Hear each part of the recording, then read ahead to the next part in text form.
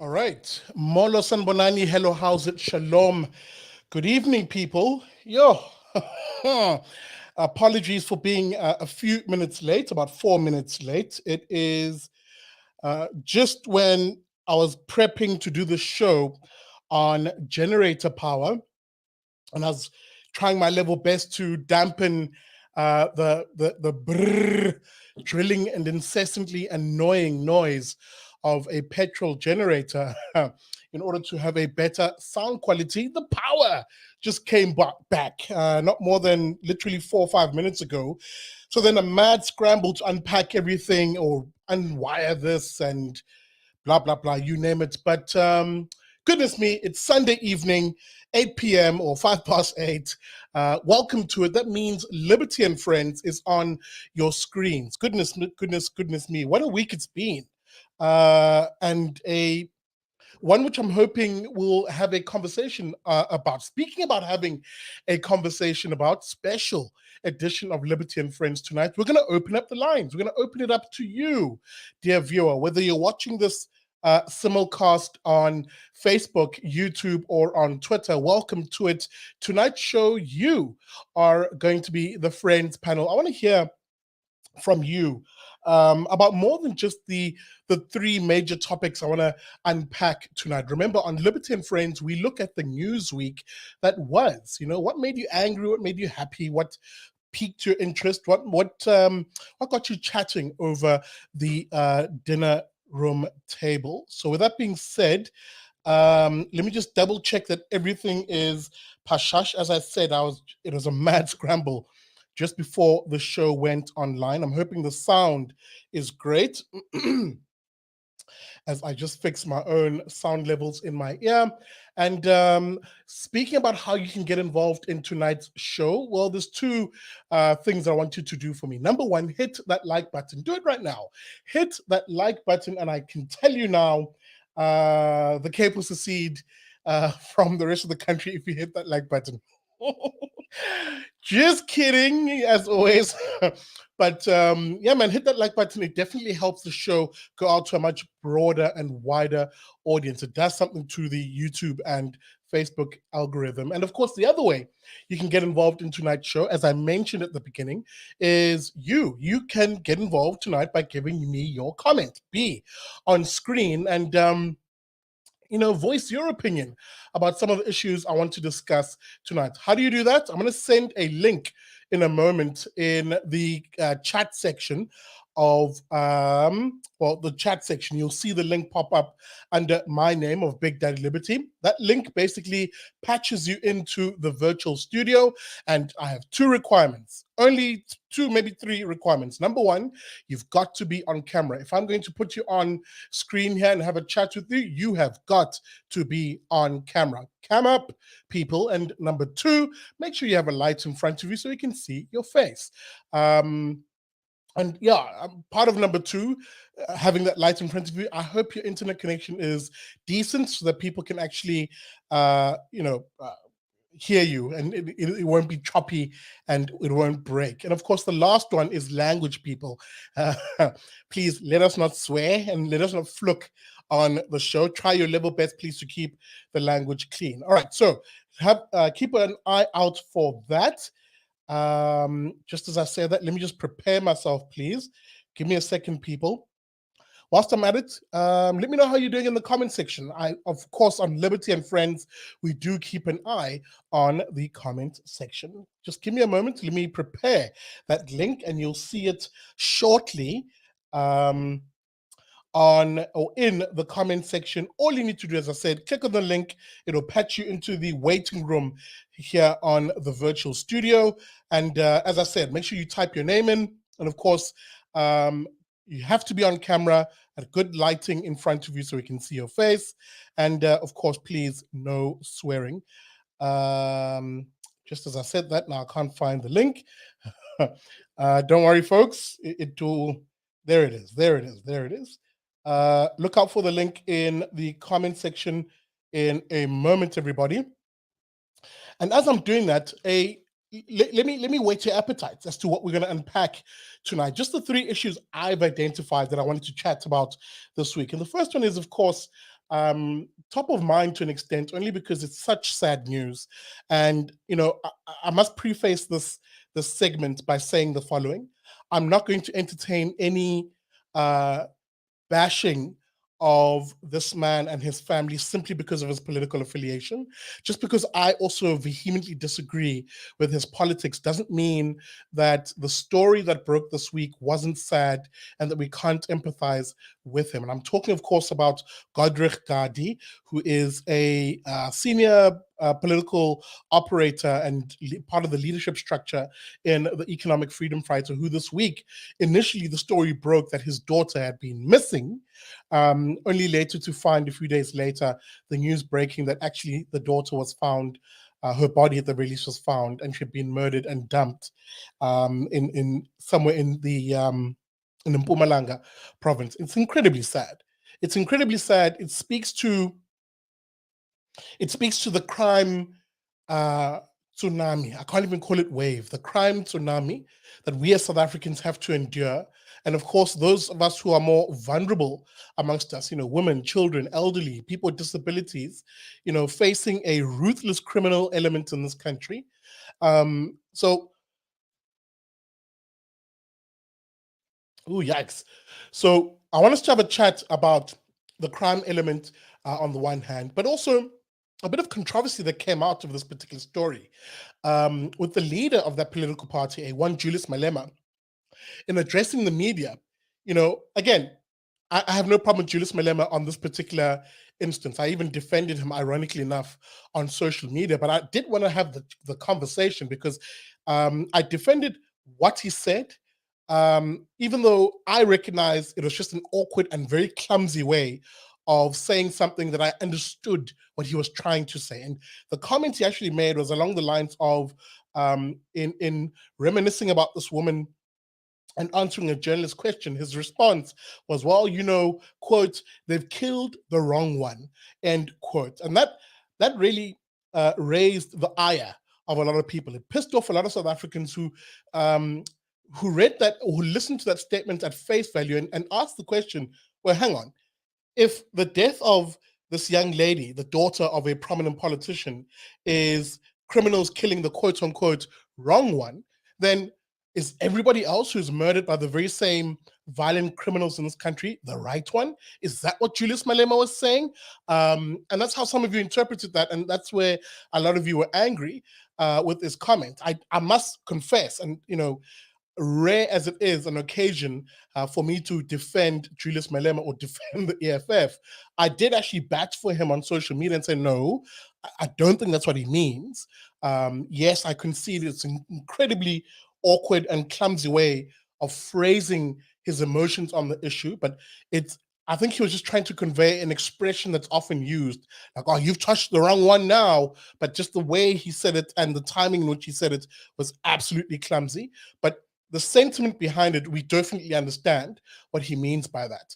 But I want us to have that conversation because subsequently from that comment, from the mini storm in a teacup that brewed from it on social media at least, a sharp lens was then focused on the South African Police Service's response and investigation into the actual alleged murder. I say alleged because I don't know if it's a murder, albeit it's already been said it's a murder, but I'll say alleged just for legal purposes. Questions started coming up about the conduct of the South African Police Service, in investigating this matter. In fact, the family itself, excuse me, a kombucha came back. The family itself came out and said, actually, the SAPS investigation at that stage, as they had experienced it, they said was absolutely asinine. It was stupid because the family actually broke the news that it was a murder, and it was the family who broke the news that it was a hit in their view. At the time, accusing the police of missing the fact that the deceased had a bullet wound to her head, and that shocked the country. Obviously, it made headlines. Are the South African Police Service that incompetent?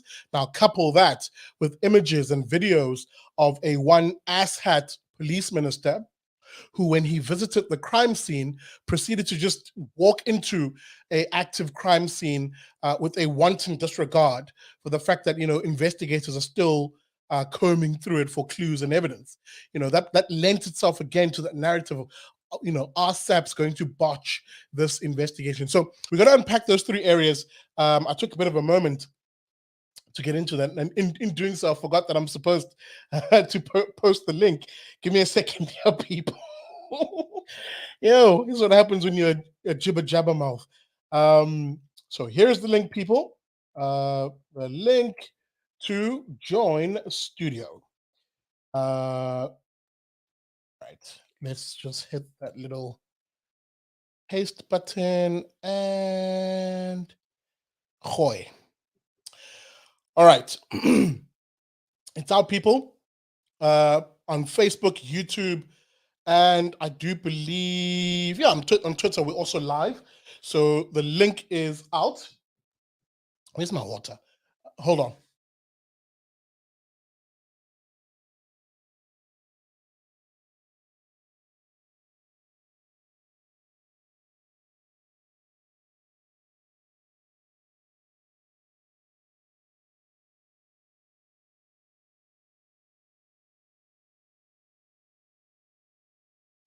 All right.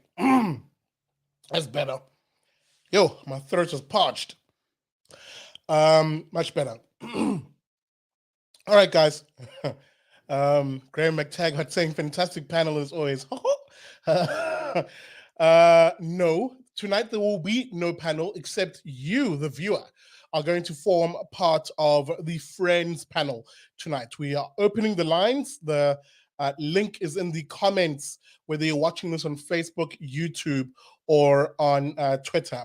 And as I said, there's three things I broadly want to, from my side, I want to bring up as topics for tonight. Number one, the murder of Hillary Gardee, the daughter of a prominent politician in the EFF. There's two questions I want to get into. Are the police, the first is, of course, looking at Malema's comments and the furor around that. The second, therefore, also stems from the fact that, breaking news today, or was it yesterday, actually, the police have made a breakthrough and have made arrests. And I think there's three people who've been arrested in that regard. That is breakneck speed in terms of arrests on a murder case for SAPS. Or at least that's the perception as it relates to how people are receiving the news of, the breaking news that SAPS have arrests already in a space of a few days. In fact, 2 days, less, in fact. And the question I think a lot of people are asking now, and I think Malema's comments didn't help, is do political elites and their family get a priority, or do they get treated, do they enjoy a special prioritization of service delivery from organs of the state simply because they're part of the political elites? I mean, I saw people posting stories online today saying, "Oh, it's amazing how SAPS has already, garnered some arrests in this case when my uncle was shot in 2008, and we're still wondering who the murderers are, and the case has gone cold." And people are sharing these kinds of stories throughout the day. And again, this takes away nothing from what I believe is the good work, I hope, of SAPS acting as quickly as they did, especially because, a father lost a daughter, a family lost a sister, a friend, and whatever the case may be. And, all the best for the Gardee family. But I think there's a broader political conversation happening now where people are wondering, did SAPS act as quickly as they did simply because their minister descended onto the crime scene because he had to, insofar as this was the death of a politician's daughter?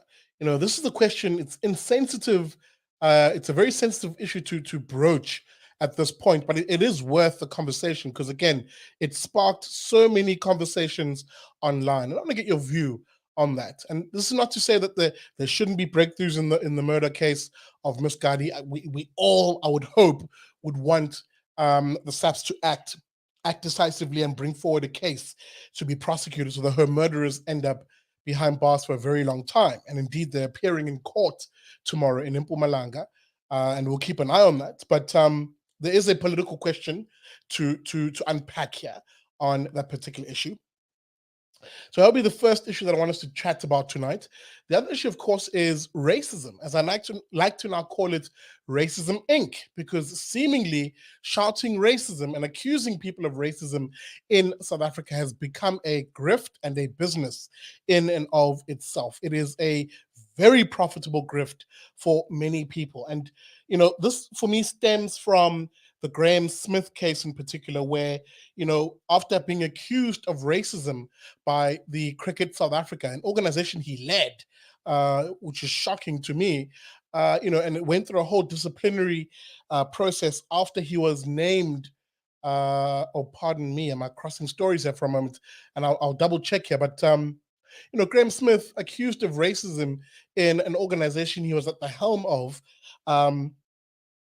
And he was cleared of all charges of racism. Now, that in and of itself is part of the story, because it's not an isolated incident. And that's why I wanted to chat about it tonight, because there are other incidents, especially in sport, ironically enough, where accusations and charges of racism have been leveled and often come up empty-handed in terms of, oh my goodness, in terms of actual hard evidence, in terms of the facts. A good example is currently right now, the national cricket coach, that's the one, is it Mark Boucher, has been accused of racism himself by a former Proteas team member, Paul Adams. If you remember Paul Adams, he had that really cool, must say, bowling action. He was a spinner. But he's accused Mark Boucher of racism, and a serious charge of it, by the way. And, breaking news again, and I shouldn't say breaking news, I'm going to exhaust that expression. He then issues a statement today saying, well, having now accused the man of racism, I'm actually not going to participate by giving testimony at what is now spawned, which is a disciplinary hearing against Mark Boucher, which for me is very odd. It's very odd. It rings of something ulterior and maybe even nefarious, where if you're going to charge someone of something as heinous as, discriminating against you because of the color of your skin, and if you're going to wax lyrical and lap up the media attention and lap up the attention of the committee, I just can't think of the committee, the name of the committee where he made these allegations to you. There's some social justice, blah, blah, blah committee. We'll get into it later. But the point I wanted to get to here, just to whet your appetite, is if you're going to make this claim, my goodness, stand by it. And actually, as I always say, if you're going to accuse someone of racism, I will literally stand with you if you bring forward hard evidence and you're willing to take it through a process, a legal process, if you will, to actually punish the individual. I'll actually stand with you in that case. But if you're just going to shout racism from the hilltops, and if you're going to play the game in particular, seemingly, of garnering the media attention, as invariably is the case when anything racist happens in this country, especially when the accusation is a white person being racist against a black person, the media lap that shit up. Oh, excuse my language. But the media really do lap that up. They love that because it's part of their narrative in saying South Africa is this unrepentant racist country where black and white are at each other's throat daily. That's the South Africa they sell. That's the South Africa they sell. So we'll unpack that in a moment because, as I said, the Graham Smith debacle, where his disciplinary hearing ended up with him being cleared of all charges, stems into the Mark Boucher one, and again, has a further precedent. If you remember, a certain Ashwin Willemse, drama queen, also sprouted racism as a reason and stormed off a set and proceeded to slander two individuals as being racist. That's a one Nas Botha and Nick Mallet, who were his colleagues, for goodness sake, on national TV, slandered them and proceeded to do a media run where he lapped all that media shit up He lapped all that attention up. Oh, they're racist, he said. Oh, they do this to me. I'm such a victim, Ashwin Willemse told us. And the media, as I said, lapped it up. Even as the facts started coming out, and even as fellow black colleagues of his on the same set that he shares with Nick and Nas Bota actually said, no, dude, there's no racism that we, in their case, have experienced with these two gentlemen. These are colleagues who we have a cordial relationship with. Even in the face of that, he forged right ahead because racism sells papers. Racism garners attention in this country that is claiming racism. So we'll unpack those issues in a moment. And I really hope you guys will join me on here. Remember, I did put the link up. I'm going to put it up again. I want to get your sense of things, guys, as we have this conversation, maybe for the next hour. There it is. Posting that link again. Remember, 3 rules. Number 1, must be on camera, please. Got to cam up. Number 2, have a light in front of you so we can see you properly. Part of number 2 is have a good internet connection. Number 3, try your level best, please, not to swear. Good evening. Welcome to it. This is Liberty and Friends, an open line tonight on this, the 51st episode of L&F. Welcome to it. So perhaps let me get into that first issue then. The third one, oh yikes, I forgot. The third issue we'll look at is the reports that over 60 corporations, major corps in this country, decided that they were going to give their corporate donations, usually to the government. Instead, they're now going to, sorry, that was very poor sentence construction. Let me rephrase that. Big news that I saw today. Gift of the Givers, an organization, an NGO, a charity, which has been instrumental in the response to the KZN flooding, the Durban flooding. Indeed, very organized outfits. They have a footprint now, arguably a very firm national footprint and even an international one.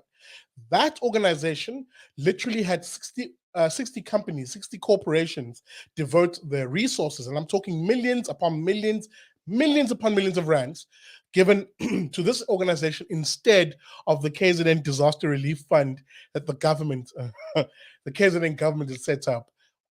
With those corporations literally citing, a lack of trust as to how government operates, and they would rather give the money to a charity like Gift of the Givers. So we're going to have that conversation tonight about the fall of number 1, the fall of government trust, which is a very good thing. For me, any society should have a very healthy mistrust for government. Number 1, the fall of that, and number 2, the fall of the very particular politicians who are at the helm of that government. That is ANC politicians. We're going to have that conversation tonight. So with that being said, and as we now hit the half an hour mark, welcome to it. This is Liberty and Friends. My name is Usikhle Ngobese, aka Big Daddy Liberty. Tonight, you are a part of the show. I hope to see your faces popping up here in my waiting panel in a moment. With that being said, give me a short second, guys, a hot minute, as the Americans like to say, as I just quickly fix my camera lens.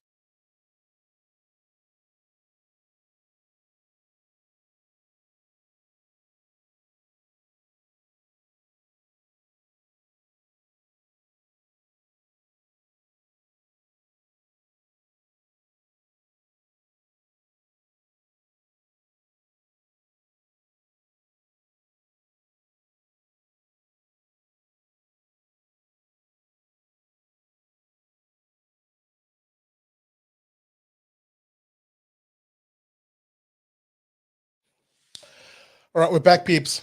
Let's maybe have that conversation. Hillary Gardee, the daughter of Godric Gardee, who used to be the secretary of the Economic Freedom Fighters. The news breaks at the beginning of the week that this woman is missing. Now, if you know anything about South Africa, Anytime you start hearing that a woman is missing, it is a very serious thing because of the crime levels in this country, and in particular, the gender-based violence. So immediately and rightly, the instinctive response by millions of people, both EFF members or not, was, "Hey man, we've got to find this lady, and let's bring her home safely." And unfortunately, and I must say this, unfortunately, that was not the case. Later in the week, we then found out that her body had been found and that she'd been effectively dumped in a felt in somewhere in Mpumalanga province. There's a whole bunch of information that came out around this particular case, including that her bank account had seemingly had money taken from it, and that she herself, as the family later revealed, had actually been seemingly shot, allegedly shot, execution style. And the family were very critical initially about the response by the South African Police Service, going as far as arguing that they had missed the fact that she had been shot and killed in that way. That sparked an initial wave of anger in the country, which I think placed pressure on the South African Police Service as people asked themselves the question, how is that possible? How has SAPS potentially descended so badly? However, it descended so badly that they could not and did not see something as, I would assume, patently clear as, someone having been murdered versus someone, seemingly dying by the roadside somewhere. To add to that furor was a police minister who then went to the crime scene, a police minister who went to the crime scene and proceeded to, the, being the asshat that he is, being the media whore that he is, play to the cameras and have that sense of, the English expression is wanting to be a busybody, and proceeded in that moment to then violate what should be a very what should be an undisturbed crime scene to allow for crime scene investigators to comb through the area for evidence. And he did this on national, I shouldn't say national TV, but to the spectacle of national media. And a lot of people are just like, what's wrong with this guy? Like, seriously, what is wrong with this guy? Like he's yeah, I'm trying to keep my language clean here. He really is an asset. Like, for the lack of any other way to describe this man, he really is an asset, and that he could have quite literally have just botched a case. Um, was the sentiment that a lot of people had at the time, uh, and it gets worse. It gets worse in the sense of the fact that a national police minister descends on a crime scene of what is a uh, it lent itself to the criticism that the national police minister only appeared at the crime scene because it was the daughter of a prominent politician in a opposition party, the third largest opposition party. And that then got people talking and asking the question, and this is the question I want us to have a chat tonight. Do politicians get special favor? Do politicians get special treatment by organs of the state where, on a balance of probability, or rather, for the vast majority of other people, the experience of those same organs of state is a dismal one? Police not escaping that criticism either, where, because, as the allegation goes, and as the chatter went online, because it was the daughter of a politician, police ministers descend on it. It's made a priority by the investigating officers, and you can imagine there was political pressure on them. And sure enough, a day later, breaking news: 3 men have been arrested for the murder of, uh, you know, uh, three murders, three suspects. That's the word I'm looking for. Have been arrested and are set to appear tomorrow. Now, this question might seem like a very basic and, you know uh, trivial one. I'm seeing James Proctor here saying it's a dumb question according to James. James, you can go to bed if you think this conversation is dumb. Good night, homie. Make sure you take some of that Vicks Vapor Rub, because you got a sore chest, huh? It'll help you inhale and exhale some of that hate.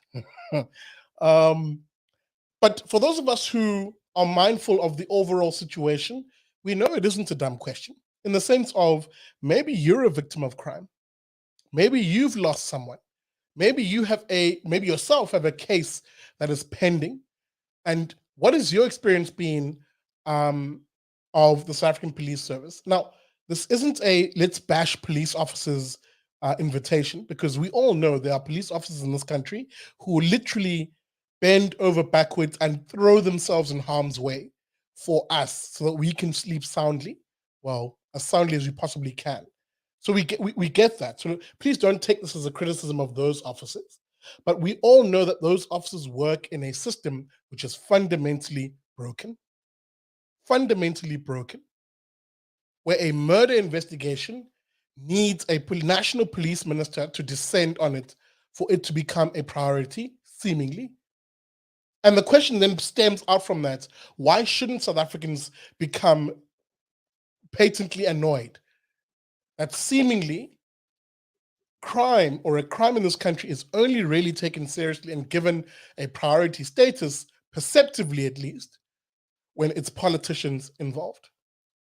So I want to have that chat with you guys, because linked to that chat, and perhaps that it contributed to the perception of that, if it's a politician or a politician's family, its priority, were the comments that Malema made a couple of days before, when he had just visited the family, the Gardee family, to express his condolences. And really, on the show, we also express our condolences to that family. Please don't take any of this as me bashing the family. This is not about the Gardee family, in a sense. It's about the state of South Africa today and the questions people feel like they need to ask themselves. All right, James, I'm gonna have someone block you, dude. So if you really want to derail this conversation, and I'm sorry to the rest of the viewers, but it's so distracting to have someone natter, like a gnat at a barbecue. So please, dude, chillax. Stay on topic.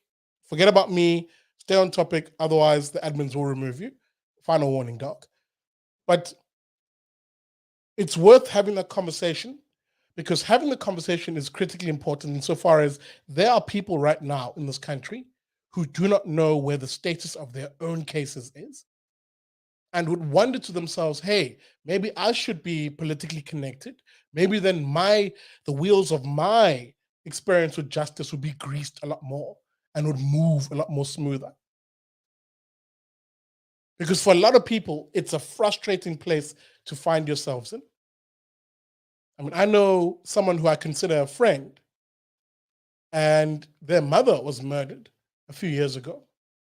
And I know the pain of losing a mom, albeit my mom was not murdered. She died of sickness, of illness.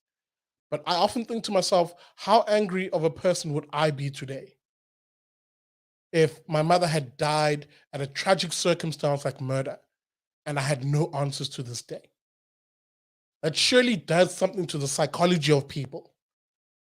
And at the heart of it is a state failure.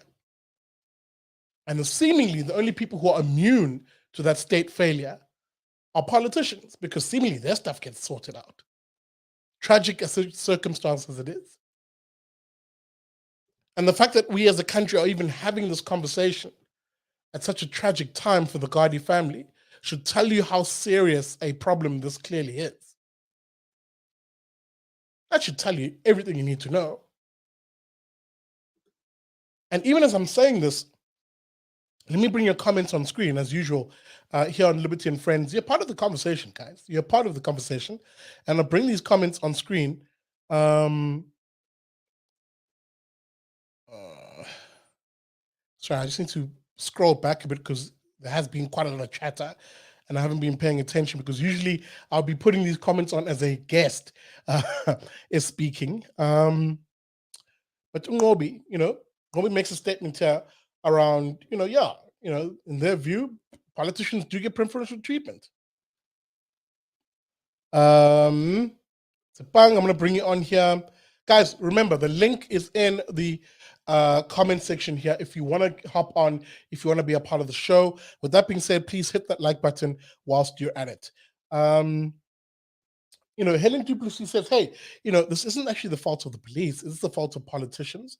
Now, I'm hoping you mean, actually, I'm not sure what you mean there. So, Helen, maybe hit me again with the comments and let me know what you mean by that. Calvin Nicklin, maybe exposing another such inequality in a sense of, why do these politicians need blue light brigades and security escort brigades everywhere they go? Normal citizens don't have such services. Why are politicians scared to be alone in public? What do they fear? That question is a very good one because it does link itself to what I'm talking about here and now. Have we become a society where only the most privileged, invariably politically connected, I like to broadly call them the political elites, have we reached a society where it's almost a two-tiered society where functional government services are only functional if you're in that elite, and for the rest of us, it's peanuts and scraps? Because you're seeing it now being emulated by wealthy people, by rich people. They emulate the behavior of politicians in the sense that wealthy people here, especially in KZN, and wealthy for all sorts of reasons, are doing exactly like politicians. They will employ an army of bodyguards, and you'll see them, when you walk in a mall, 5, 6, 7 guys, heavily armed, surrounding some dude and his family. The privileged in this country seem to enjoy, a level of, in this case, protection that the rest of us simply don't. The rest of us, it's outsourced to us to an extent, or it's insourced. It isn't outsourced in a sense. So it's worth the conversation in that sense. And Stephanie Leroux, they're all in it together, and the sensationalism of one person's death being political is unfair. Perhaps I'm being unfair here. I'm very open to criticism, and I did say, it's a very sensitive topic to broach at a time like this, but it's one which literally littered the social media streets as that frustration that I'm trying to push out bubbled over, where people ask the question, are we only seeing these breakneck speed developments on this case simply because it's a politician's daughter? And it's not to say that the politician's daughter didn't deserve that. That's not the argument being made. It's definitely not the argument I'm making. But it's one where people are rather questioning, why don't we deserve that kind of breakneck speed in terms of delivery, service delivery in this case? I mean, Sam Monk makes the comment here, BDL, have you seen the Saturday newspapers, police complaining about the politically controlled promotions in the force, which is a major factor? This, of course, goes without saying. It's part of the problem, where politicians feel like they can lean in on certain cases because maybe the people they're leaning in on owe them something. Why? Because they're only in that position because the politicians made it so. The fundamental structure of the South African Police Service has been corrupted by the fact that politics has been at the helm. Politics and not merit has been at the helm of the largely managerial and leadership structures of SAPS. So that it goes back to what I said initially. This isn't a criticism of the ordinary man on the beat type cop. Because 9 times out of 10, those guys will literally take a bullet for you. And I mean that literally. Because I've always said this, no one dons a bulletproof vest and saddles a firearm on their hip and goes into some of the most dangerous parts of your neighborhood. No one does that because of arguably a meager salary that our cops get. Unless they really cared about the community, they really cared about the families whom they're tasked to protect. So on the show, I definitely don't have any beef with that ordinary cop on the beat. But I definitely have a lot to say when it comes to the overall management structure of the South African Police Service, and of course its leadership, which is fundamentally rotten to the core. And I can only imagine how demoralizing it must be to be that cop on the beat and to watch those douchebags supposedly be your management structure.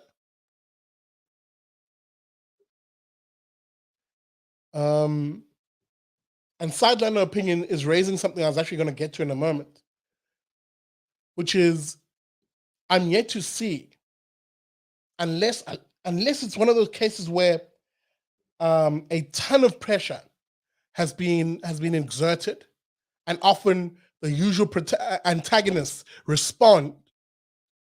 Only then do you often see a police minister rock up to, let's say, a farm murder case. And he's not there because, those of us who care about our farming community, he's not there because those of us who care about our farming community have complained and are putting pressure. No, often he's there because some tension is now boiled over, because the usual people who respond to our plight as farmers around the state of rural safety in this country, the likes of your EFF, the usual take the land types. It's only when they respond with the usual vitriol, the usual hate, the usual assertion that we're only speaking about farm murders because it's what racists do, apparently, as if black farmers in this country are not being killed, as if black farm workers and farm workers of any shape and stripe actually are not being murdered and killed, as if people who live in rural parts of the country where resources are most spread thin are not living in a sheer state of tyranny. They'll ignore all of that in order to argue, usually in rebuttal, against the farm workers' narrative, as they put it. It's only then when you'll see a police minister rock up, because he must then rock up, of course, for the media attention, because usually the cameras will be there, because there's some tension, right? I have a fundamental problem with this issue, as I'm sure you can pick up. And this is the one part where I will agree with what's his face? I just forgot his face now. Where what I'm venturing into has a predetermined outcome, in the sense that I have a fundamental problem with the fact that for issues that I really care about, there is no police minister that'll rock up. Yeah. If someone bursts through that door now and shoots me dead in here, I nearly never mind. I nearly said something else. But if someone came through that door and shoots me dead now, yeah, there'll be no Biggie Tsele who comes here. There'll be no news crew and all that good stuff that says, oh, Big Daddy was the son of a prominent politician, or the, blah, blah, blah, blah. I don't have that privilege. I'll be another case number. I'll be another dead person in a police morgue who must hope against hope that family is even notified about my passing for someone to come and identify me. I will leave behind relatives who will be bitter, not knowing who killed me. And that's the part of the story that I think is forgotten, that there's real people behind these cases. As the politicians play their games, there's real people behind these cases. And again, I must reiterate, this is taking nothing away from Hillary Gardee. Like, there must be justice for that young lady. Don't get me wrong. And it's not her fault that she is the daughter of a politician. I'm not blaming her for anything. She has done nothing wrong. She is the victim in this case. But unfortunately, her passing has sparked this conversation, which I really found interesting on social media. And it likely will play out in the opinions columns going forward. And there's an interesting comment that Rutsapang made here on the screen, where he says, rightly, this case has to him proven that actually police are capable of delivering on time. That justice should not be taking as slow as it often is in this country. Guys, give me a second there. It's kind of hard to do this whilst talking. A comment there from Daniel van Sale. And Johan, rightly saying, hey man, we need to bash the politicians and not the cops. Politicians and their cronies have gotten used to getting away with murder, looting, theft, and etc. You name it. They have been playing us. Sammy Angel, bit of a long comment. I'm glad they've caught her killers, as any person killed deserves justice. Fully agreed. The police minister or any politician would descend on any crime scene when it'll garner media coverage, which I find problematic, by the way. Yes, in this case, calls because she was politically connected, but they have done it on other cases too, where there is media leverage. So go sit with the family. They go and sit in families and shake hands. Um, they failed as they should be on top of these instances so they stop occurring. Violence is out of control. Guys, don't worry. Please take your time when you type in comments. Don't rush. Anarchy Kruger, the biggest problem with SAPS is the political appointments. Agreed, and the fact that previous allegations against that individual, I'm sure you're talking about Upegitsele or the political appointment you refer to, are ignored. Julie says she was involved in a terrible armed robbery last week. 10 police officers arrived. One took the statement and the rest sat and stared at me, lounging on the chairs, even sitting on my bed. They couldn't care less, didn't even come to take fingerprints. No intention of getting those thugs. Correct me if I'm wrong here, people. And Julie, that is a horrible experience to go through. Absolutely horrible experience, because it demoralizes you, doesn't it? Because you then quickly realize in the moment that actually, hang on, has SAPS become an organization, a formality for making an insurance claim? Have they become just a desk where you appear, do a quick statement as is required, simply because they've resigned themselves perhaps to becoming just another stamp in the bureaucratic process towards an insurance claim? Is that the be-all, end-all of what South African Police Service is now? Because if it is, I don't want that kind of SAPS. I want a SAPS that is robust, well-funded, where it is the officers on the ground who are rewarded most for performance. It is the officers on the ground who are given the fat salaries. It is the officers on the ground who are incentivized with continuous training to make them sharp, internationally recognized. That's the kind of South African Police Service I would want.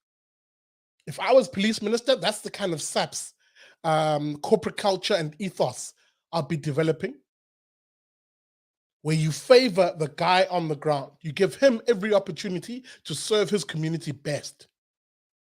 And you, if anything, scrap as much as possible the size and the number of management in police structures, and that preferably actually you just federalize the police. Maybe that's just my house. Peter Janssen van Rensburg. I'm just glad a murder is being investigated. Hopefully, we'll all make our voices heard and get us the same basic protection reserved to the politically connected. But alas. Robert Z.A. Hey, BVL. Remember, politicians don't actually care about us plebs. We are but mere fodder to them. I agree with that. Ulukanyo says it's not about being politically it's not about a politician rather being involved. It's about the case being high profile. For example, remember Uyinene. And I take your point, Lukang. I definitely take your point. I definitely take your point in that regard. Stephen LaRue, you are not being unfair. The country is the law is. Okay, guys, as I said, take your time when you're typing these. Kamaria, the police have been slowly defunded while their services are mostly reserved for the same politicians who defunded them. I take that point as actual fact, because all branches or all segments, I don't know what the word is, of the South African police services, save for personal protection for politicians, have had their budgets, pardon me, slashed.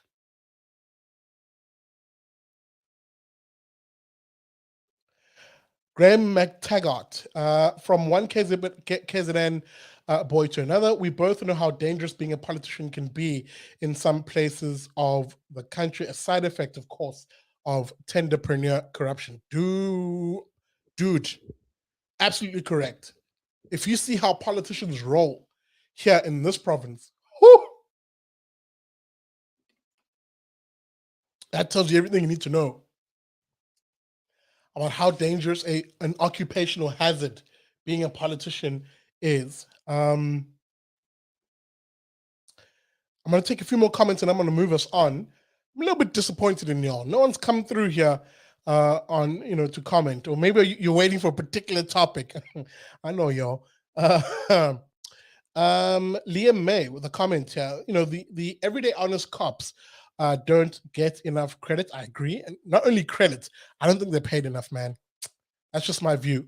I do not think South African police are paid enough. Like, I have this whole vision of quite near on doubling the income of some police officers and linking it to successful, if you're a detective, for example, linking it to successful, how successful you are, pardon me, in compiling evidence to hand over to the NPA. I mean, you definitely need a reward structure, man. You definitely need a reward structure, because it must be incredibly demoralizing to watch a great detective or a great cop do the hard work, compile a case, put together the evidence, only for it to be, quite literally thrown back in their face by an NPA also in this country, which hard questions need to be asked about them.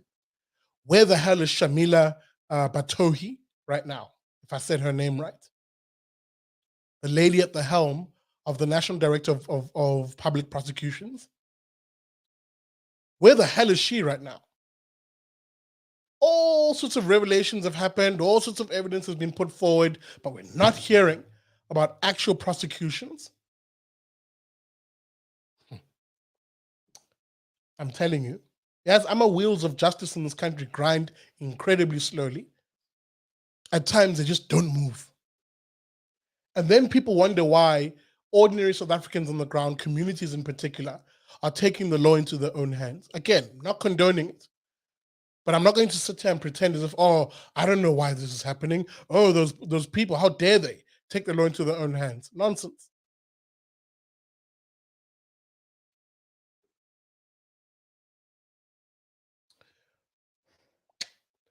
Yeah. Anyway, Suzanne Blendorf. I don't trust the SAPS as a whole after a traumatic experience, but I recognize they're not all corrupt. If they're able to solve this murder, but not thousands of others, I feel skeptical. I don't blame you. I really don't blame you. But hey, as I said, maybe that's where I should draw the line and maybe conclude the thought by saying this. Actually, before I conclude the thought, just hang on for a moment, people.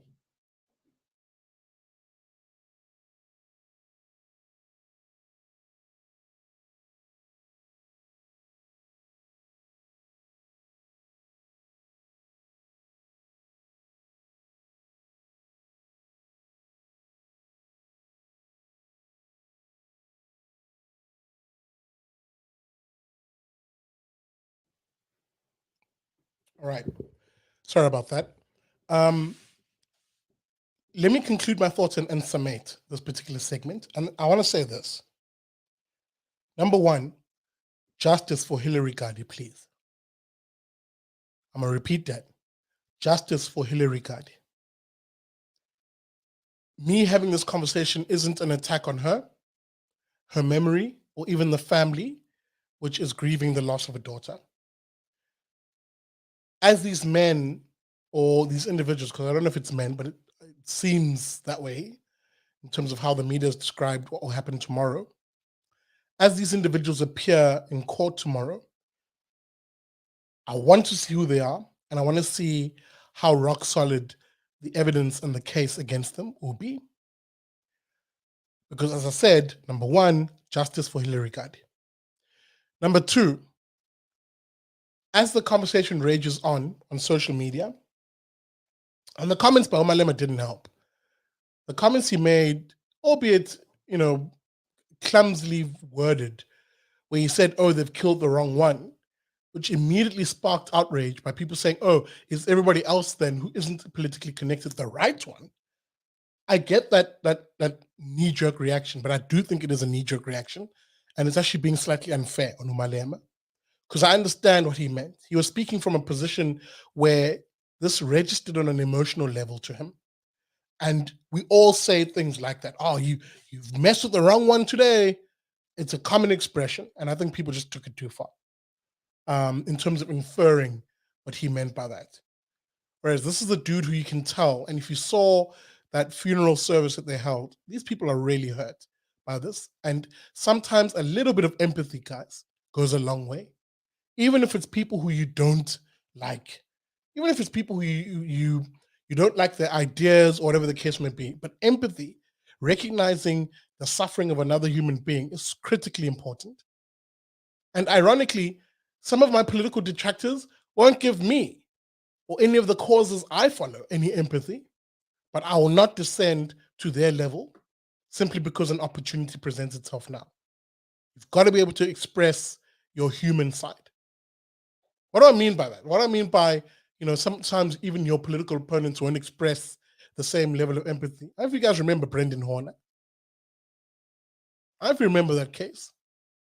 I went to that little town that he called home, and I saw how people were incited.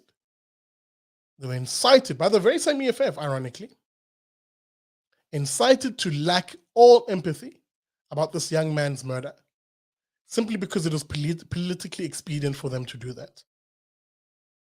And the point I'm really trying to drive home here is, in response, we shouldn't be like that. That politics should always be set aside when actually justice is sought. And I would want the same amount of justice and energy placed in finding the murderers of Brendan Horner, as was the case with, say, someone like Hillary Gardee and the millions of other South Africans. Is it millions or hundreds of thousands? But I stand corrected on that number. We now have a situation where there's 70 murdered people in this country daily. 70 South Africans. Count it if you want. So as this day is wrapping up, as this Sunday, the 8th of May is wrapping up, 70 fellow South Africans perhaps are lying somewhere in a ditch, on the side of a road, in their home, killed in whatever manner, shot, stabbed, strangled, whatever. But it's 70 of your fellow South Africans who just moments before their murders would have been thinking thoughts that maybe you had. Maybe they were thinking about dinner, or thinking about getting home, thinking about picking up their kids, thinking about coming home from church. Thoughts that you and I have on a day-to-day basis, but their lives were snuffed short. And the point I'm making here in this conversation is, I want a society and a South African, I want a South African society and a South African government, which, after making justice its responsibility, should then do its damn job and do so without fear or favor. Whether you're a politician or not, it shouldn't matter. Justice must be served, so the families find closure and criminals find themselves locked behind bars. Food for thought, guys. Food for thought. Because the only way a country can endure is if it has the rule of law, a market economy, and property rights, and of course freedom for everybody. But that rule of law one is critically important. Critically important. It's what keeps a society sane and keeps a society orderly. Law and order. That's my thought on that one. And I would love to see what you guys think in the comment section, especially if you're watching this after this broadcast, this live broadcast. Please share stories of what you've gone through and why my saying justice for everybody is meaningful for you in your circumstance.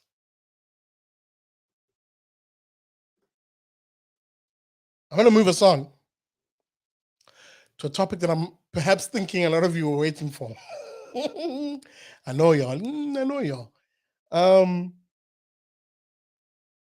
Racism Inc., Racism Incorporated, a multi-million rand industry in South Africa, filled with race grifters, jesters, skip, scap, and scallywags. People who have literally monetized and grifted off of shouting racism or being supposed experts in racism, whether it's identifying it, calling someone it, or just talking about it and creating all sorts of facets to it. Racism Inc. is a multi-million rand industry in this country, and it's growing. It's growing. It's growing because primarily it's egged on by political elites. It's egged on by the corporate media. It is egged on by the well-to-do woofdy types, the academic types, who view South African society through the dichotomy of black and white. They're still stuck, if you will, in much like a television of the 50s or 60s or 70s. Or 70s started seeing color.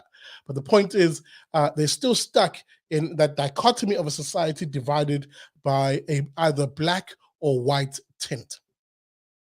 They're unable to see a diversity of views. They're unable to see the plurality of who we are, South Africans, because they need to box you in either the black or the white category.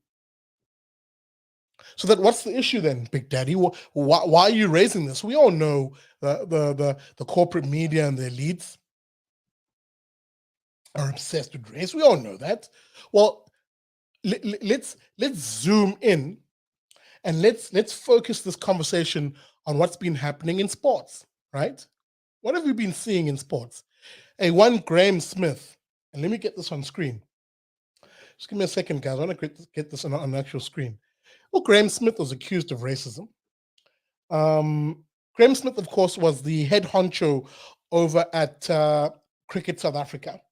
And that dude, who once captained the South African national cricket side, was accused of racism. And sure enough, an investigation went into it. His name was dragged through the mud, all sorts of opinion pieces, usually by the very chattering class that I speak of, who said all sorts of things. Oh, because Graham is white, of course, he's racist.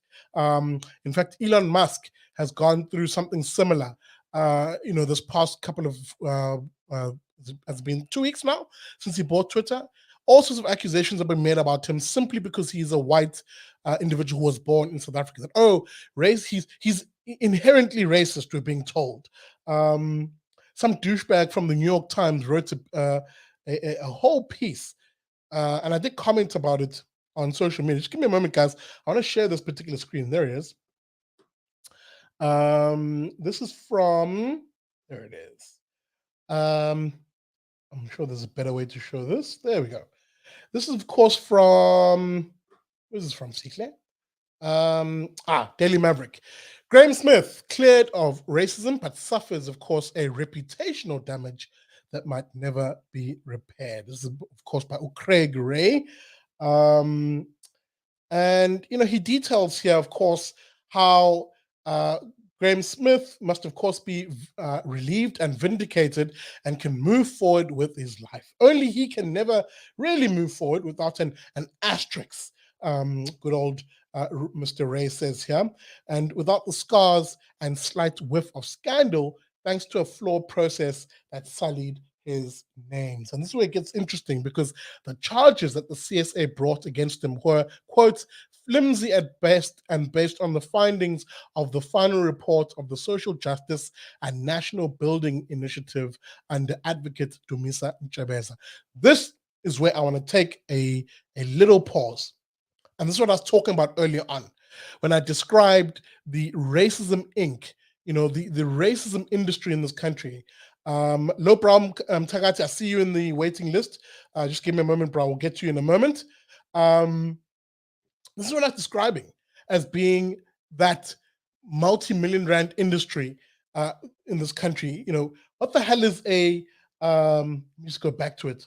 I mean, seriously, guys, what the hell is a social justice and nation building initiative? What the hell is that in real terms? Except, as I said, a grift, a actual grift by the most elite in our society who, because of their status, because of the fact that, they are higher income people with less worries than the rest of us, have to then find something about South African society in which they can be a victim of and participate in the victimology of it all. So where there are actual poor people in this country who have a daily struggle, and that struggle is, of course, related to the economic standing. These individuals who have very little in the way of problems in an economic sense, problems in a social sense, or literally manufacture issues to be busybodies over. And racism in this country has become one of those issues, to the extent where not only are they busybodies around it, they now realize they can make money or political clout from it. It's now become an actual grift for a lot of individuals. And it's shocking because those who are on the receiving end of this grift are people like Abo Graham Smith, are people like Abo Nas Porter, are people like Abo Nick Mallet, who are simply purely based on the fact that they're white individuals, then accused of racism by people who realize you can get a lot of power and a lot of money by crying wolf in a racism sense. And it really pisses me off in two discernible ways. Before I get to my guest, it pisses me off in two discernible ways. Number one, racism is a problem, but it isn't the problem with South Africa. I'm gonna hit you with that again. Racism is a problem, but it isn't the problem in this country. And every time you then have these blavity blacks or these social justice warrior whites, these people who appropriate their skin color and argue that they are the arbiters and the voices of either A, black people, or B, they are the people who best whip and self-flagellate as these SJW whites. Because they've given themselves these positions in society as being the voice of all things race and racism, they then have no shame in dragging through the mud the names, the personas. I'm trying to translate a Zulu word in my mind. It's tunes, it's omuntu. The reputation of an individual. They have no problem of dragging that person through the mud, so long as they get what they want, which is either A, money for being a supposed expert on race and racism, or B, political power or clout. Because that's what Racism Inc. has become in this country. So that, as I said, there's two fundamental problems I have here. Number one, they then diminish actual racism. When an actual incident of racism occurs, most of us have become so desensitized, so whatever about it, that you might actually miss when someone is being an absolutely hateful bastard. Whether that person is black, white, Indian, colored is irrelevant. Because the other implicit assertion made by the Racism Inc. types, the race grifters, is that racism can only be by those who hold power, as they often say. Because that's their way of segueing to argue that, power is only held by white people by virtue of the economic privilege in this country. That's what they're trying to do. Well, that's what they're trying to argue, rather. And then when you point out to them that actually black people hold power too, because if you want to play the race game, arguably black people control political power in this country. Oh no, they'll say, that power doesn't matter. That power doesn't matter because that power is used for the benefit of addressing racism. Huh? in a country with a black president, black deputy president, black chief justice, black speaker of parliament, all police, nearly all police heads in this country are black, all people who hold judicial positions, especially senior ones, are black.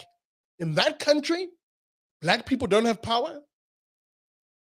In a country where the overwhelming voting majority decide the political future of the country, and by extension, economic policy and everything else associated with holding political power. Oh no, those people don't have power, according to the Blavely Blacks and the social justice warriors. Again, huh? Hey, I'm telling you, there's something fundamentally problematic in the leftist iteration of how they view racism. And I shouldn't say how they view it, but how they appropriate racism as a grift to either make money, as I said, or to garner political power or social clout. So that one avenue I speak of is problematic in the sense that they diminish actual cases of racism by arguing that everything is racist, and that everything is an aggression or a microaggression that has a racial element behind it. Huh? The second area, and I'll be brief because I want to get my guest in here. The second area where this grift is a problem is the sense that actually it is the very thing that is working to undermine social relations in this country. What do I mean by this? Well, the data is absolutely crystal clear. The data is on my side on this issue. South Africans, when asked by various organizations, the the Institute of Race Relations runs a survey to this effect. Stats SA runs a service to this effect.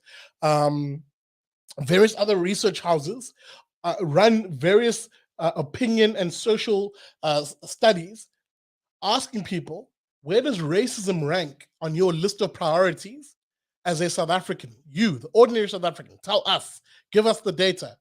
And consistently, year after year, racism it's not even top 10 of issues of South Africans faced in this country. The top issues faced consistently: crime, unemployment, education, healthcare. Consistently. The order may be different, but it's consistently those 4 or 5 issues. So that it begs the question, why are the elites in this country, whether they're corporate elites, social elites, media elites, political elites, why are they so dead set on dribbling and distracting you with Racism Inc.? Let me get to my guest, Ulo Brown Tagat. Lo Brown, homie, what kind day? How are you doing? Good evening, Captain. How you doing? Hey man, I'm good. I'm a little pissed off right now because I'm discussing a topic which speaks to the heart of people who have no care and no regard for fellow South Africans, who basically view race and shouting racism, much like the boy who shouted wolf, as a means of, as I said, garnering actual hard cash, grifting off of South Africans, or political clout, as I said, or social media or social clout. Your thoughts, dude?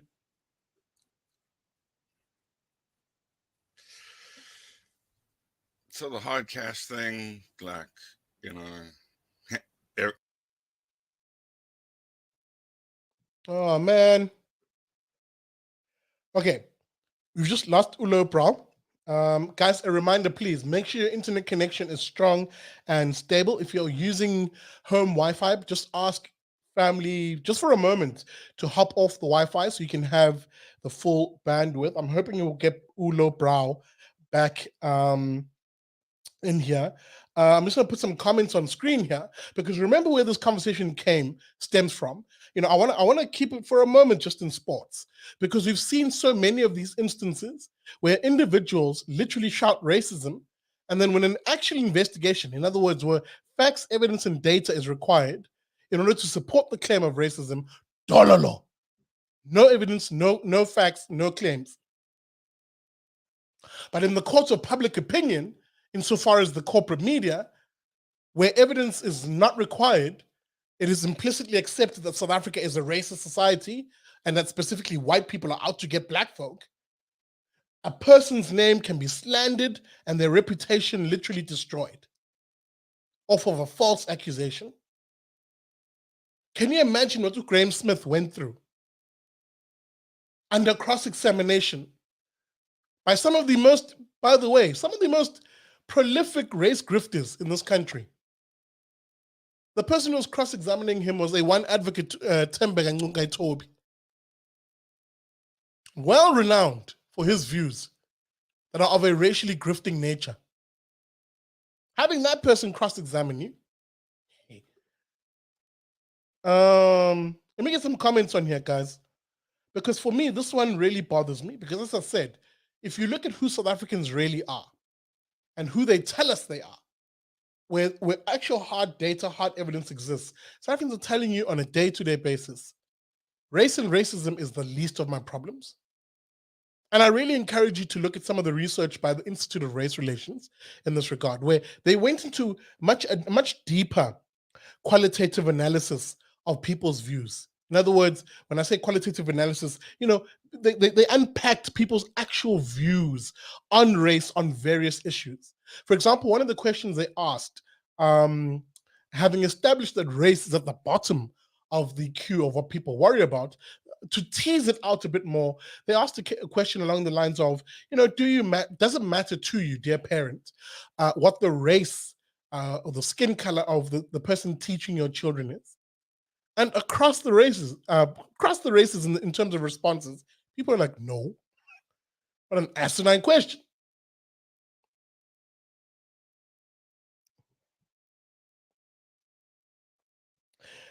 Let me get to some comments here, guys. Remember, if you want to join in on the show, let me just put the link.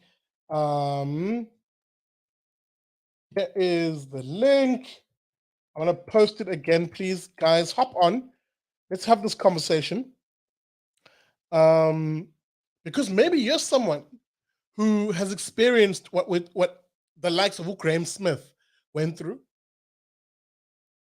And you now had to spend your own money, perhaps, defending yourself against a racism claim that clearly has no basis. But because of the political climate we're in, hey, here's the link, guys. I even put it on screen. Goodness me. Come on now. I see Lebogang here saying, hey, man, then move to Cape Town, where you'll see racism with your own eyes. Lebo, I don't know if you're responding to me or someone else, maybe in the comments, but dude, I used to live in Cape Town. I lived and worked in Cape Town. Let me repeat, I lived and worked in Cape Town for the longest of time. I did my master's degree at UCT. Didn't finish, but I did my master's degree at UCT. So I know exactly what it is to live in Cape Town. I owned property, dude, in Cape Town. If that was such a fundamentally racist society, I fail to understand how a black Zulu fat boy from KZN could literally go to Cape Town, study towards a master's degree, literally not finish because they got snapped up to do work at Parliament and other organizations, crush it there, make it there, to the point where he becomes a property owner in Cape Town, buying property in some of the most nicest areas. I literally had a flat by the seaside. If this is such a fundamentally racist society, you would have expected that someone like me and that story would not exist. So the issue clearly isn't racism. The issue clearly isn't racism. But dude, as I said, the link, I posted the link in the comments. If you don't disagree with me, come on air, please. Disagree with me. Tell me why you think, or singling out Cape Town, for example. And that's the thing about me. I travel around the country enough to know what I'm talking about. And not just travel around the country, I've lived around the country enough to know with relative certainty what I'm talking about. I've lived in the Northern Cape, I've lived in Gauteng, I've lived in KZN. Of course, traveled everywhere else extensively, if you have followed me on this channel for a very long time. And Ulinet raises an important point here by saying, those people calling people racist and nothing found should actually have some repercussions. I agree. As is the case with Graham Smith. some people were deposing statements where, under cross-examination, it just came out that they just made some stuff up. Suddenly, when they're cross-examined, oh, I don't know if I meant this, or maybe I didn't mean that, or whatever the case may be. Which lends itself to the point that they likely lied under oath. As is the case, if I jog your memory back, and before I jog your memory back, I'm gonna take a short little break here, guys. Please hit that like button. We're in the last 30 minutes. Or are we? Actually, we were supposed to be wrapping up the show in 5 minutes. Let me give myself another 15 minutes, but we're gonna wrap up just now because I want to unpack this issue a little bit more. And I want to remind you of the Supersport case and Ashwin Willemse and his accusation on live TV that Nick Mallet and Nas Botha were racist. Stay with me. This is the BDL show. I'll be back in a short jiffy.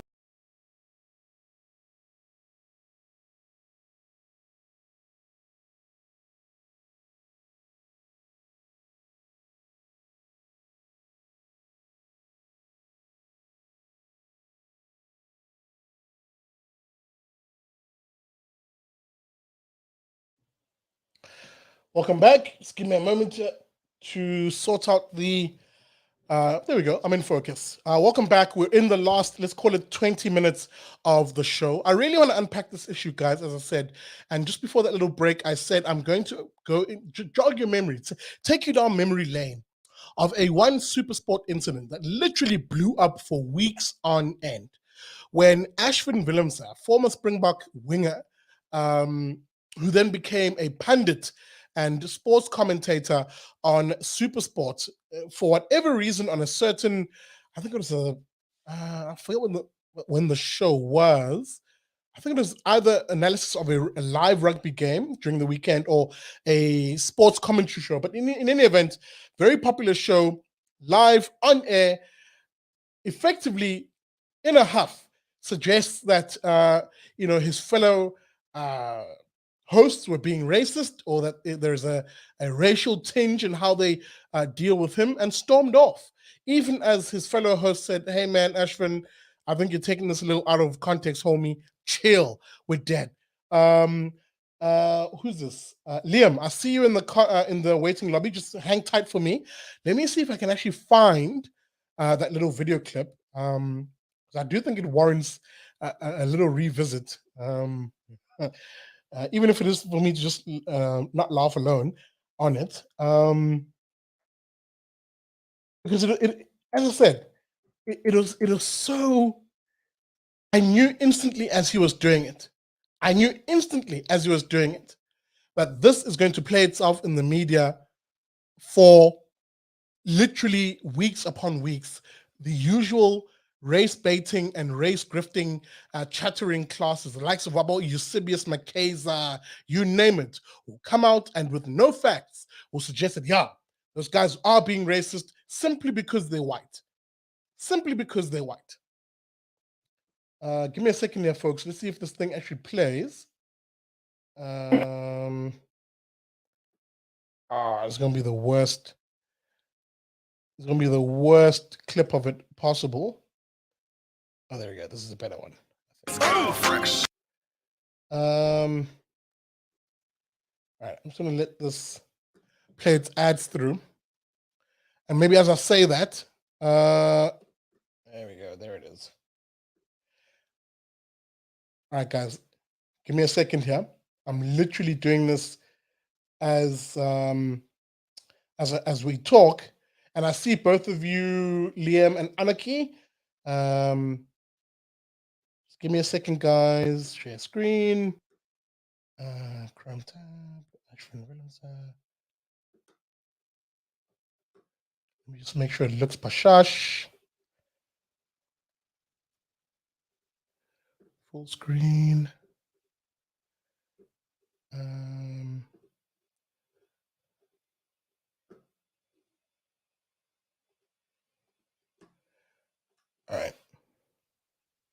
All right, guys, here it is. Obviously, the quality is a bit off because it's from someone else's channel. I will credit them in a moment. But this is the actual moment that I'm talking about. See, I think it's important for me because, I've played this game for a long time. Like all of us here, I think, And as a player, I was labeled a quota player for a long time. And I've earned hard and worked hard to earn my own respect in this game.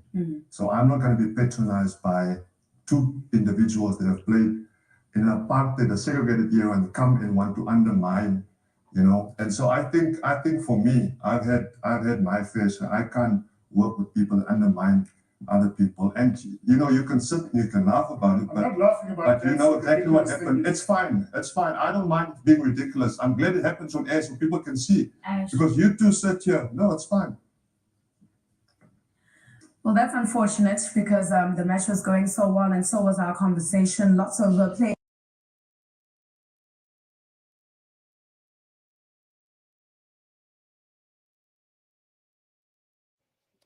That's unfortunate.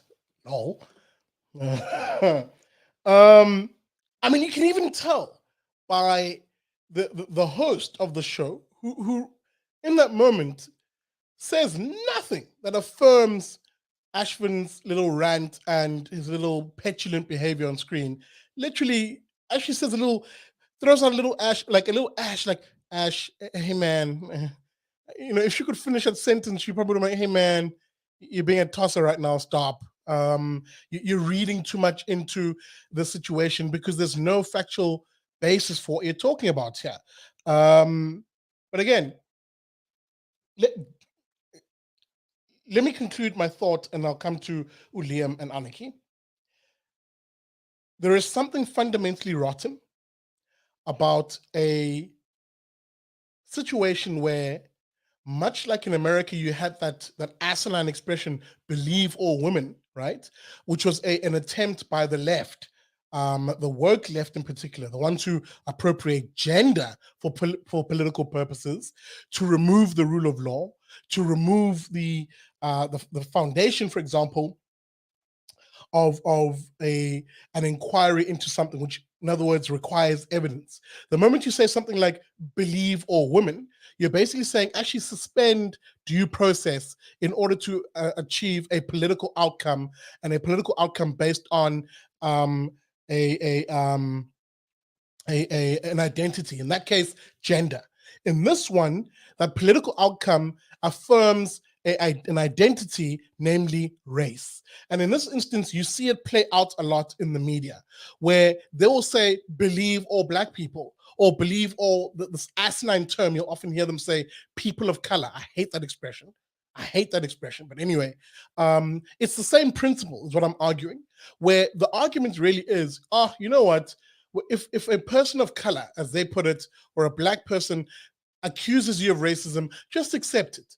Because obviously it's their lived experience and you're white anyway, and given your history as white people, XYZ, you are the progenitor of all things evil and all things racist because you hold power. This is the argument that woke and leftists make. These are the people who dominate your corporate media. They make these arguments. It's not me paraphrasing them badly. These are the arguments they actually make. To the extent where they patronize me as a Black individual, in the sense that I can't speak for myself, I can't have a free thought, I can't, worse yet, you can't be a Black person who disagrees with their ideology or with their way of approaching this issue. You can't be a Black person who asks for due process and insist on due process. Because often when you do have due process, as was the case with Graham Smith going through a disciplinary hearing, for example, where facts, evidence, and data are required to back up the claim of racism, it often falls short. It dissipates right there. So the next step, obviously, is the social justice nonsense, where they try and bypass due process in order to just say, you know what, because we've heard testimony, and all we need is testimony, not to cross-examine it, or whatever the case may be, and there'll be a fat report at the end of this. It is what we said it is. Hey, am I the only one who sees something fundamentally wrong and something fundamentally problematic with this? I'm using the word problematic. It's like such a favorite expression by the left. That's problematic. Oh, man. Liam, I'm gonna come to you, homie. Shalom. Hey, Liam, welcome to it. Hey, man, good evening. Welcome to Liberty and Friends. What's your thought, man? Like, I don't know if you saw the Graham Smith case. Obviously, I've just cited some other incidents that happened in sport. Mark Boucher, for example, the national coach for cricket in this country, is going through something similar. He's been accused by a former teammate of his, Paul Adams, of racism. Thankfully, he'll also get the benefit of due process and will test the claim out. But there's a red flag for me where, because due process was coming, i.e. a disciplinary hearing, which would need facts, evidence, and data, it seemed to me that that may be the reason why Paul Adams then said, hey, I'm actually not going to testify at this hearing. That seems counterintuitive for someone who's accused, who has labeled his supposed, who's accused someone, pardon me, of racism.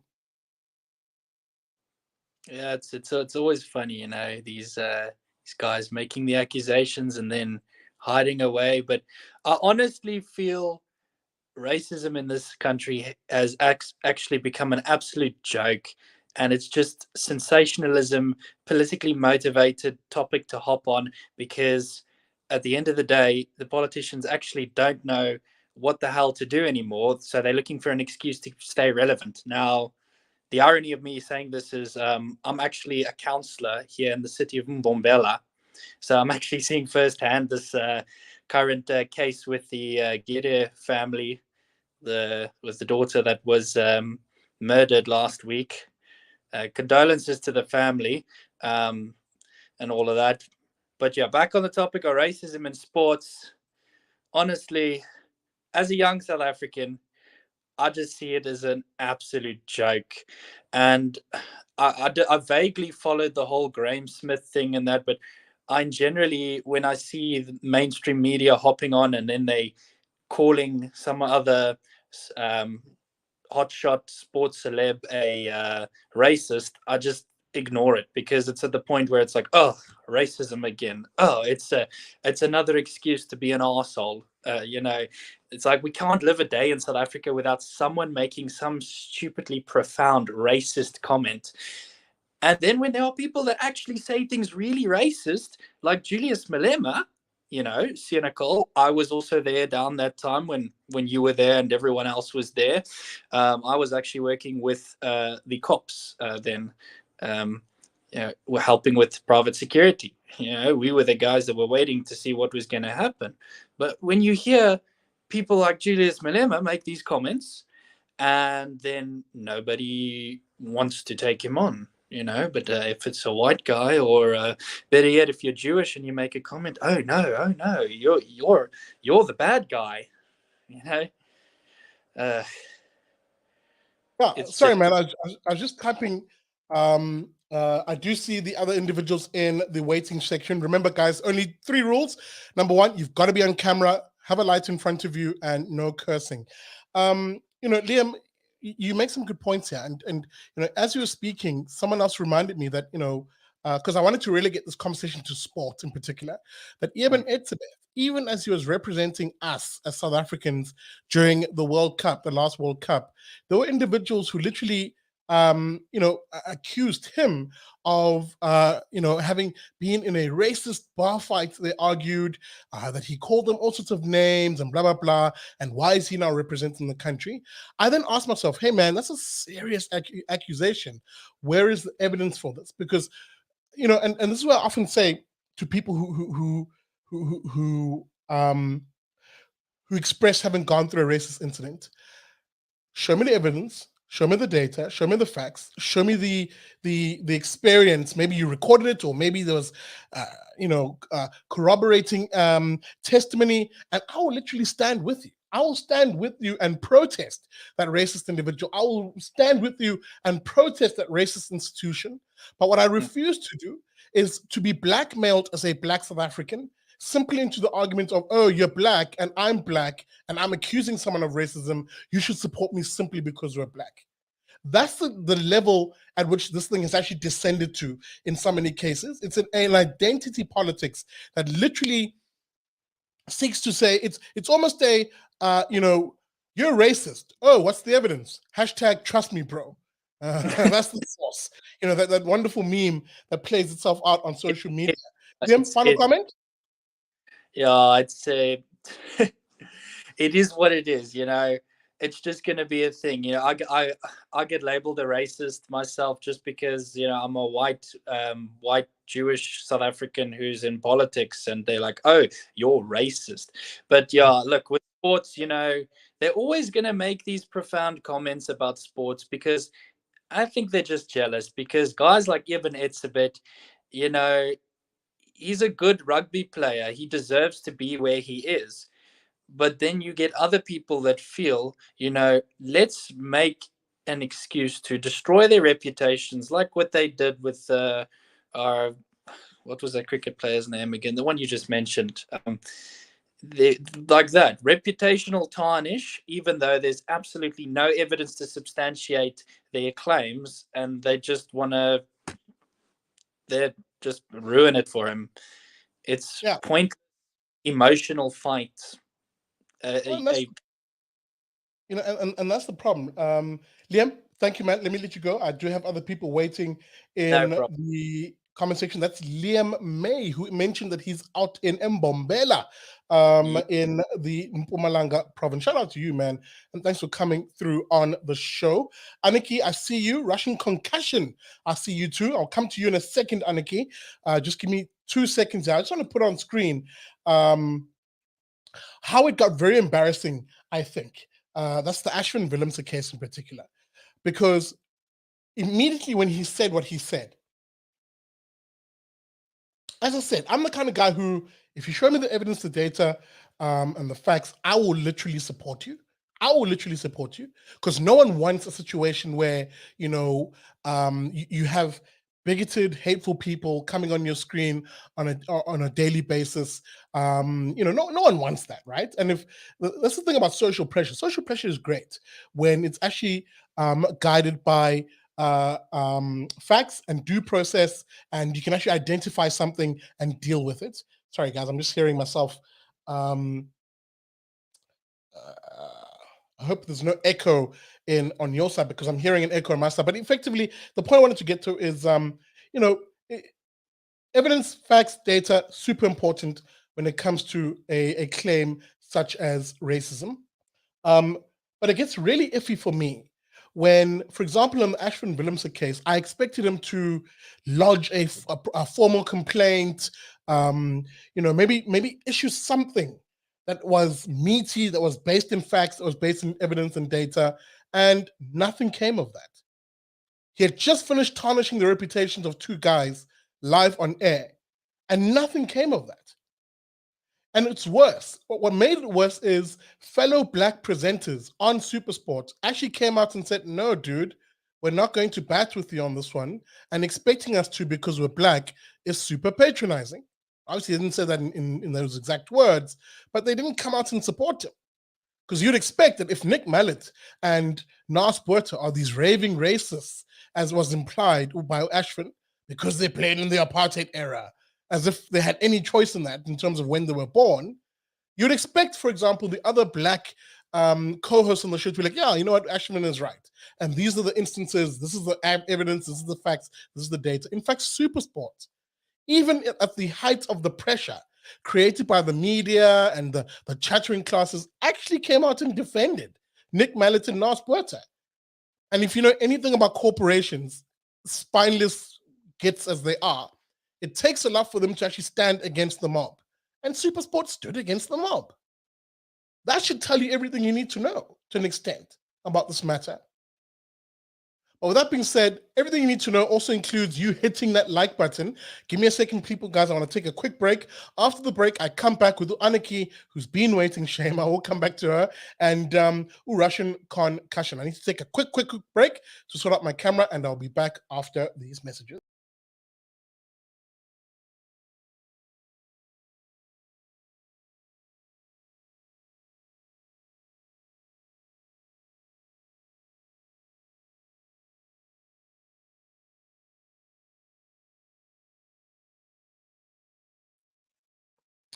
All right, guys. We're in the last 15 minutes of the show. As usual, it's a 90-minute show, but if something interesting happens, I usually give it another 30 minutes, and we end at 10. Aniki, hello, good evening. Welcome to Liberty and Friends. What are your thoughts about this? You know, are we heading down a pathway where we're judging people simply based on their skin color? Should I judge you, Aniki, simply because you're white and assume you're just racist? No, I don't think you should, Big Daddy, because I just feel that each individual look at itself. I must, for myself, decide if I'm going to be racist or not. And I must make sure that I treat each and every person the same. Doesn't matter who he is, what he looks like. It's what the person is inside which should be, to me, the most important. And I have to say, when I kind of got wind of this story about the rugby and the cricket that's all of a sudden racist and stuff, I was very, very upset. That was the two sports that I used to follow and enjoy. And it's just, I don't feel like watching it anymore, because there were players there that I was quite keen on and that I thought was very good players. And that was, if I can use the word, colored players. And I mean, I was very, very happy to be able to watch a game in which they were played. And then they came with this story of the racist, and if it's true, it must be sorted out. If any of the players are racist, it have to be sorted out. But to just go and accuse a person of racism just because he said something to you which you did not like is very, very unfair. Absolutely. And, you know, Aniki, just before I let you go, no, I just lost it now. Oh, yeah, Blue Freedom. Correction, no, not Blue Freedom. But someone made a point earlier on that during that same World Cup, Rugby World Cup in particular, there's the bench, the Springbok bench is referred to as the bomb squad. And the bomb squad usually train as a unit as the first, as the starting players also play. So they have like the established little clique, if you will, that has nothing to do with race, but by the fact that they just trained as a unit. And I don't know if you remember, during the World Cup, our star winger, Malema tried to go to the bomb squad to like be part of the huddle, and Francis Steyn like shooed him off, like, hey man, go away, this is the bomb squad, we're having our own little moment now. And the bomb squad happened to be just white players at that particular moment, and instantly, social media being usually the source of this usual nonsense, instantly, oh, that was racism, how dare they chase away Mapimpi, ignoring the fact that moments later, Francois Lowe, I think, is it Francois Lowe? I might be getting the surname wrong, also tried to go to the bomb squad and then shoot him off too, but they conveniently didn't see that part. But this is what I'm trying to get at, Aniki. It's this weird thing that the elites are trying to push in particular, that sees them they want to see South African society be pitted against each other for race. I don't know what your experience has been on this, but your last comment. Yes, this is the thing that bothers me, is that they see a black person being like chased away, like from the bomb squad. Then they call it racism, but they ignore the fact that a white person is also being chased away. So they make a big issue of the black person and point to racism where it's not really racism at all. It was a completely different reason for why they have done that. And then I also want to just mention, years and years ago, and it's not, this is where I have experienced that it's not just between black and white. It can sometimes be between white and white as well, because I have experienced, as an Afrikaans speaking person, racism from an English speaking person. And it was very upsetting. But I'm not going to make all English-speaking people racist, because it was that one person, and this is where this is just an example, and this is where I also feel that don't make each and every white person a racist. If I'm a racist, say Aniki is racist. Don't say white people is racist, because that is unfair to the person who's trying its utmost best to get people together, all people of all races together. Absolutely. Aniki, I must call it there. Just a quick question. Is that Giacomo Puccini's Turandot I hear playing in the background? I'm not sure. I'm not quite sure, but it is classical music that I have on the radio on a Sunday. Oh, there you go. I was about to say, I recognize the aria being sung there in the background, but that, of course, is Aniki. Aniki, where are you calling from? I forgot to ask you. I'm calling from Cape Town. I live in Cape Town. Awesome. I've been living here for the last 30 odd years, and I was born and raised in Bloemfontein in the Free State. Oh, there you go. That is, of course, Aniki, all the way from Cape Town. Shout out to her, man. And thank you very much for joining me. I'm going to go to my last guest in a moment because we are running out of time. It's just the last 10 minutes of Liberty and Friends. I don't know if you've enjoyed it. Have you enjoyed it? This open mic type thing. We will probably do one of these once a month as we unpack various issues that made the news headlines. That's Liberty and Friends, where you get news and analysis you will not get anywhere else. Welcome to it. This is Russian Concussion. Russian. There he is, calling all the way from the U.S., he said. Where exactly in the U.S. are you, homie? California. California. Sorry, the line broke for a second there. Yeah, California. Hey, man, what's the time there? Like, it's almost 10 to 1 10. p.m. Yeah.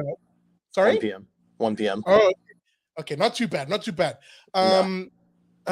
Russian, get into it, because I think for a lot of South Africans, and it's very unfortunate for you Americans now, in the sense that a lot of the can you hear me, Russian? Yes. All right, man. I'm just going to call you RC for the sake of just brevity. That's okay. You know, a lot of what we're seeing in South Africa, you Americans are seeing now. This descent into hell of a racially polarized society, polarized not by the actual citizenry, but rather by the chattering classes, the corporate media, the political elites. Whether you want to argue that the Democrat side of it is the protagonist in America or the Republicans is immaterial. For me, we're seeing primarily the elites of society, the political elites, media elites, and the like, often be the major source of this. I don't know what your take is and your comment generally. I just feel like people lost their minds. I mean, we kind of just lost all of that of common sense. I feel like you can't say anything without sounding like a racist or something. So, for example, I've been on a lot of panels where I'll ask people of color, people, even a lot of white people, ask them if white privilege exists, or am I, genetically racist, or is the white race genetically racist? And then they'll just block me, or they'll just scream at me and yell at me and label me a racist. But that in itself is racist itself, by saying that, white people are privileged and you're racist. That statement in itself is actually racist. So I find it pretty hypocritically funny. That's my stance. And I just... Let me come in here and just to remind you, man, hey, man, just try and get yourself on camera, please. Yep. It's the one rule we have here. But I must agree with you to a very large extent. And this one, I want to tease it out of you a little bit so you can give us your opinion as to what it's like in America in its fullest iteration. But I often find it very funny. And this is the hypocrisy of what is primarily the race tinge and the race obsession, primarily of the left. Primarily. It happens on the right, but it's primarily of the left. But here's the hypocrisy of it all. I am meant to be okay with generalizations, often wild generalizations, about a white individual. I am expected to be okay with a white individual being ascribed a collective guilt based on race. Not only a collective guilt based on race, a collective guilt based on the history of said race. So because in the past there were individuals who were white who happened to colonize a certain area or invade another or launched a war in another, I am meant to, according to leftist race-obsessed dogma of today, meant to ascribe all of that hate and blame onto you, RC, today. Even though you may have been born, I don't know when you were born, but you look like we're in the sort of peer age group here. Millennial, yeah.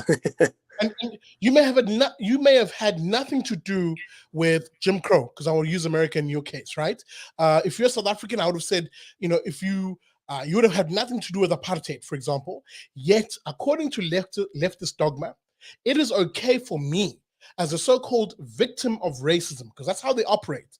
They ascribe it's Marxist in its nature, where much like traditional Marx argued that society is divided by class, right? Where he said there was a bourgeoisie, those who are at the top, those who own the means of production, and Marx called them, and the proletariat and the working poor, of course, right? Who are the victims of this, who experienced all sorts of alienation and victimization and the like. I'm not going to go into classic Marxist theory, except to say that wokeism, or today's leftism, has abandoned class as the lens of analysis and rather used identity, primarily race, gender, and basically anything other else that is of an identity basis. So where am I going with this? The point is this: I'm meant to accept that because you are, if you remember that dichotomy, the class dichotomy, are a part of the oppressor generation simply because you're white and simply because you have a certain history, that as the victim of it, as the oppressed, I should be able to say anything about you, not because you're an individual, but say it about you simply because, oh man, we just lost RC. But I'll continue the thought. I'm expected to be able to say things about white people simply because they're lumped into this oppressor grouping, and it's absolutely vile. It's absolutely toxic. And this is why when I talk about trendy lefties, when I talk about cultural Marxism, when I talk about these woke identitarians as being actual Marxists who we need to be very attuned to, very careful of, and be willing to fight them and meet them toe to toe, because they're trying to corrupt institutions of society, and the institutions in which they've been successful in corrupting so far has been obviously the corporate media, has obviously been academia, because those two feed each other. And of course, they've now moved firmly into the institutions of politics and government. And this is why I'm saying these individuals are a toxic lot, because they bring these ideas, these classic Marxist ideas, rebranded to use not class, but race, gender, and identity instead, as the dichotomy of oppressed versus oppressor, to be able to then attack people, often with baseless insinuation and innuendo. But that's enough, because they've established it's a dichotomy of victim and oppressor. That's the game plan, people. Y'all need to wake up and start seeing what it is. Because I can tell you now, as I said, they are infiltrating actual institutions that are shared spaces for us. They are targeting, having won the media, having won primarily in politics, having won in other social spaces, pardon me, academia is what I'm thinking of. They're now filtering it down into schools. They're now filtering it down into other institutions of society in order to corrupt them.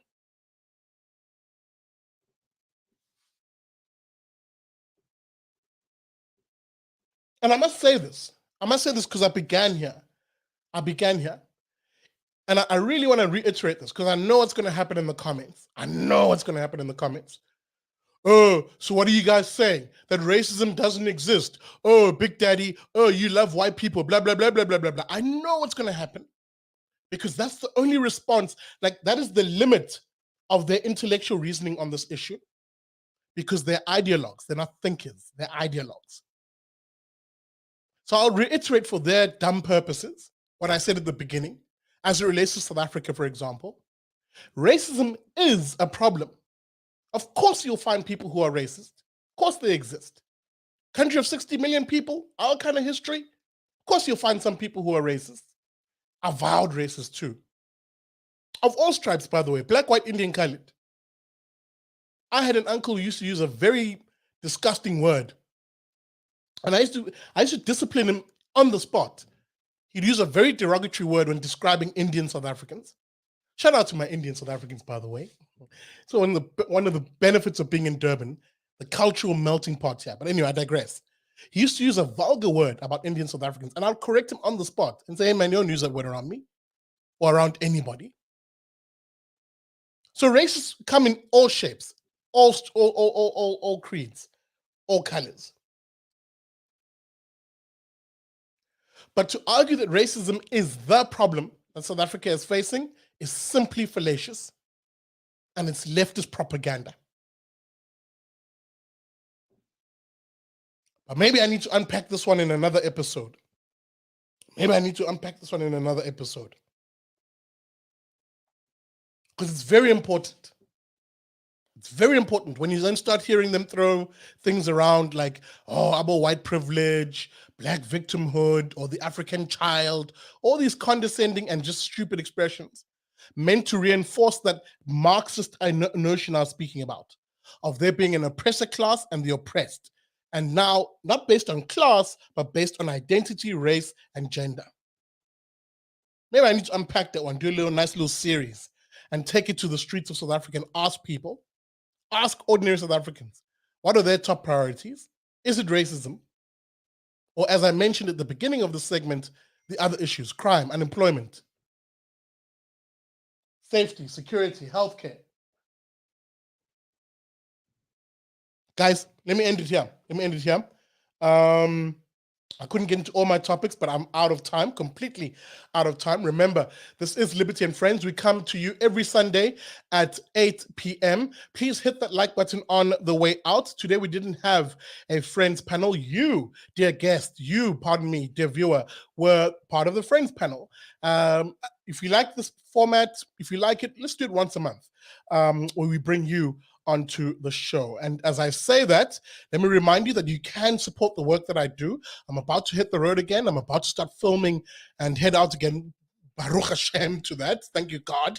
And with that being said, I'm wholly dependent on you guys. So if you want to contribute $100, as little as $100 a month, I really appreciate it. All of the information around how you can do that is in the descriptor of this video. And with that being said, as I always say at the end of every show, oh, by the way, credit to SA Rugby Mag for that video on Ashwin Willemse. Please don't demonetize my video. And with that being said, thank you very much for watching. And remember, as I always say at the end of every video, never trust a commie.